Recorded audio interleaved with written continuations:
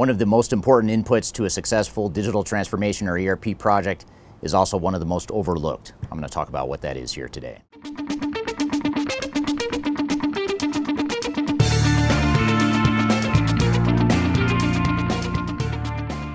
My name is Eric Kimberling. I'm the CEO of Third Stage Consulting.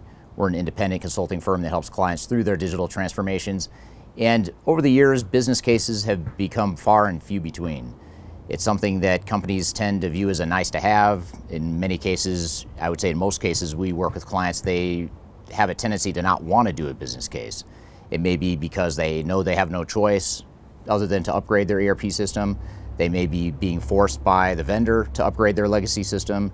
They may have outgrown their current system. They may have already received approval for their technology initiative. Whatever the case may be, companies tend to view business cases as simply a justification tool. And what we found is that business cases are actually much more than a justification tool. In fact, the value of business cases a majority of that value is going to be outside the realm of justification. And I'm going to talk about here today how a business case can benefit your project and add more value to the ROI that you achieve. Many organizations misunderstand the purpose of a business case.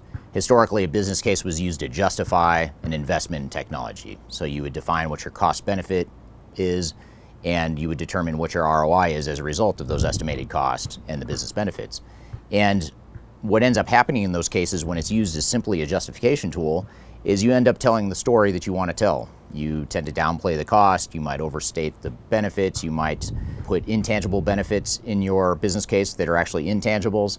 So all those things tend to create a faulty or a misleading business case that is used to simply justify the project, get the approval, and throw the business case on the shelf and never to use it again. So it's important to really rethink how you view business cases. And rather than viewing it as a justification tool, although it can be used as a justification tool, it's important to use it as a vision setting exercise and a goal setting exercise. It's really a way to determine what is it we want to accomplish with this project. It's a way for us to drive alignment within the organization on what our vision for this project is.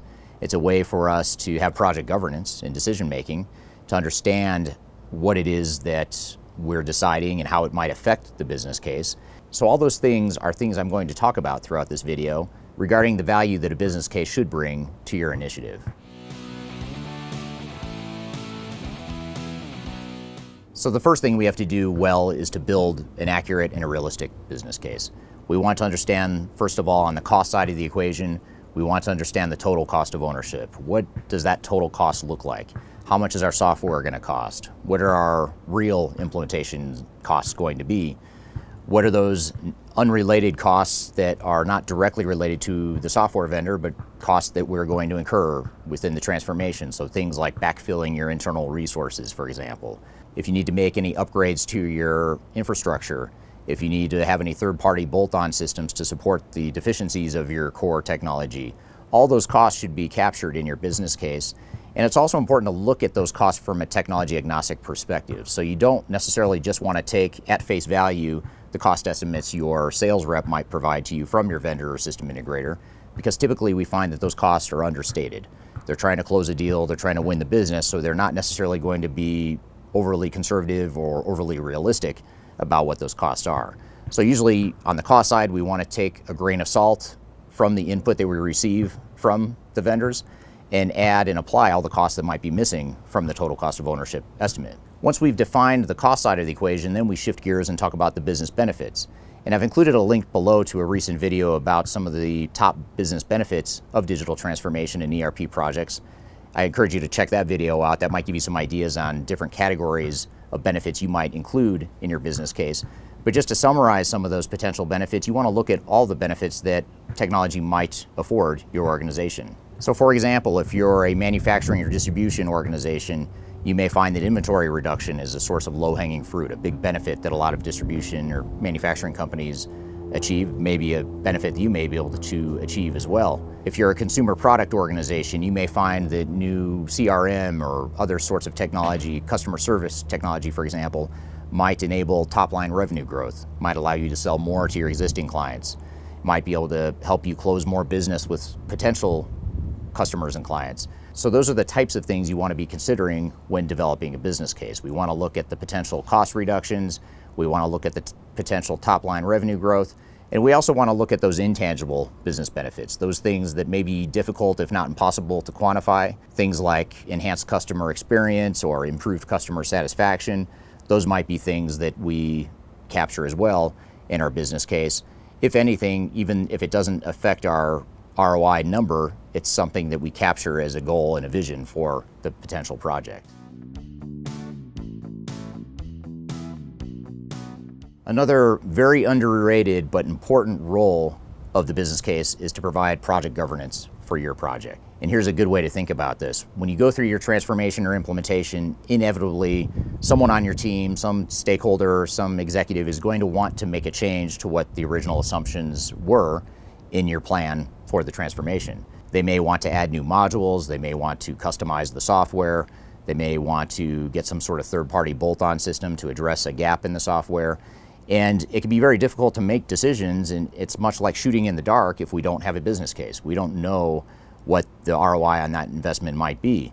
But if we have a business case with fully quantified business benefits and fully defined goals and objectives for the project, then we can assess whether or not those potential decisions align with that overall business case and the expected ROI that we expect to achieve from the overall transformation.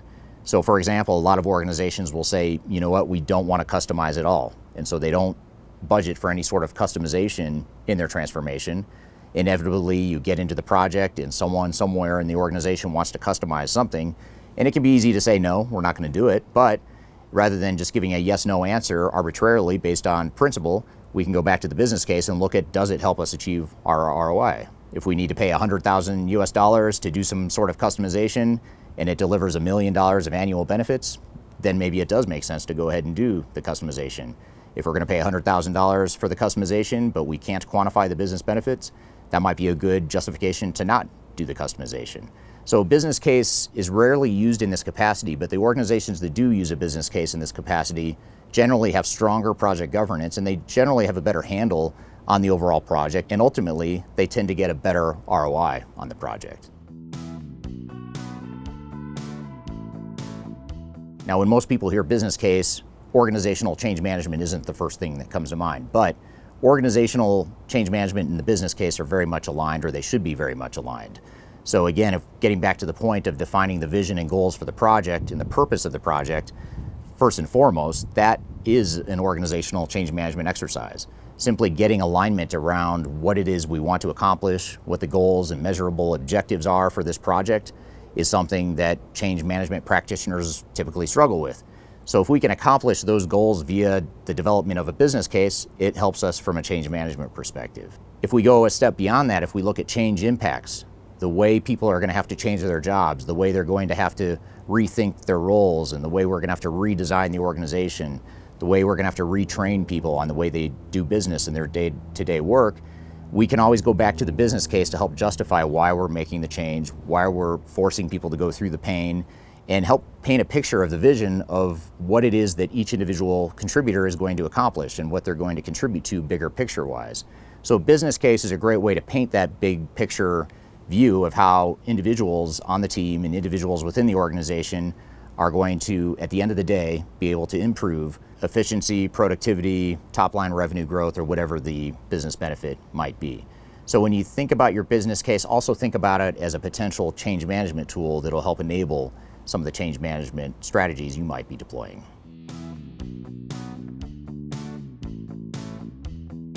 And then finally, the benefits realization plan.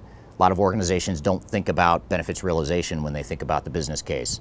When I was first starting my career back in the 90s as an ERP consultant, one of the things we always did with new clients is we always developed a benefits realization plan. We helped clients define what their goals were, where the measurable objectives were, and we defined those KPIs or key performance indicators at a high level, and we translated those down and cascaded those metrics down the organization to individual work groups and locations.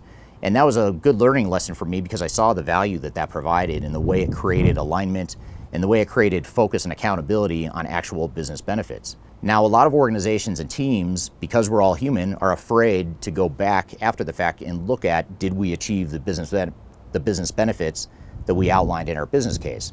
And that's human nature. And most people know, because it's true, that we're not going to achieve all the business benefits we expected, especially on day one.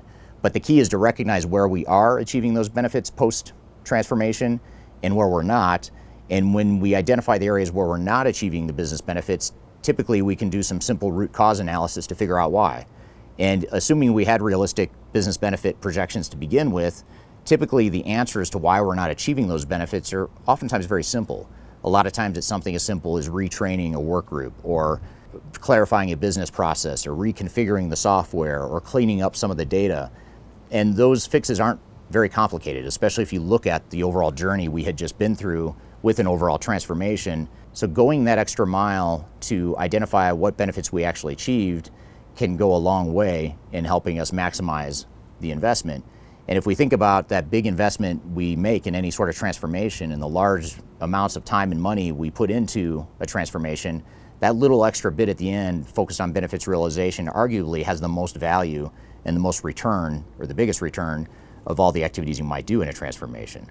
So really viewing your business case not just as a justification tool, but also a tool to help manage business benefits and maximize the return on investment is something that leading organizations tend to do very well. And again, it goes back to the concept of providing a clear vision and direction for those organizations.